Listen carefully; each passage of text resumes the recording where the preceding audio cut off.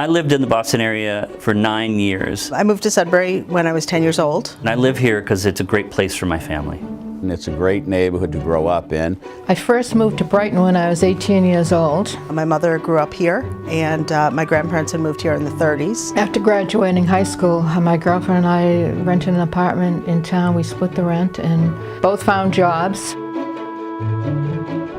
A huge part of community is being welcoming and being open and willingly accepting people of all types. Community is a feeling of belonging. Everyone comes together to work together to make this a better neighborhood. It doesn't matter your economic situation or who you are. In order to have a true diversity of people, I think you have to have a variety of housing options. My vision is for a thriving, multi-generational community here in Swampscott.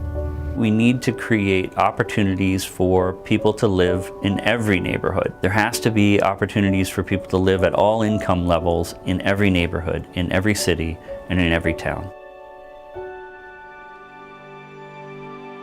Suburban affordability is really a key issue in not further dividing the state and dividing the nation into different groups. People don't have a lot of money and they're struggling. When you have a subsidized apartment, it makes all the difference in the world. If people aren't worrying about their rent, it changes their lives.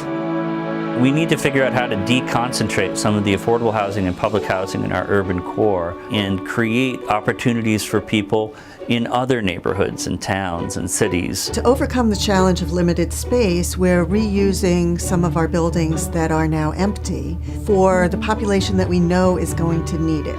We know the demographics are changing in Swampscott just like in the rest of New England, and we're going to need more small units for smaller households of older adults.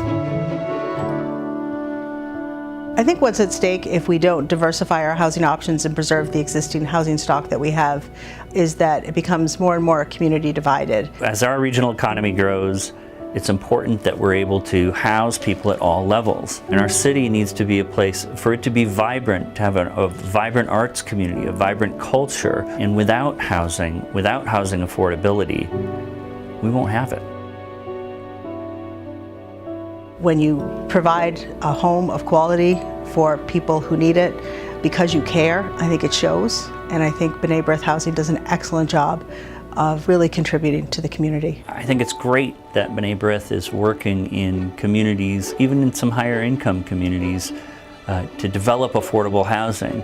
This is so important because it's creating that cross-section of affordability, and the more that we do that, the less strain there is on the urban core and the more choices that there are for people regionally.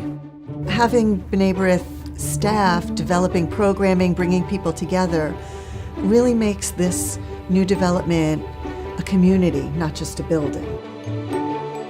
I live here at Patricia White Apartments, which is right across the street from the Covenant House.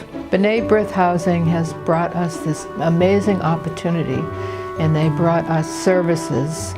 And you don't feel lonely. You're not isolated. It got rid of the isolation that comes with growing old.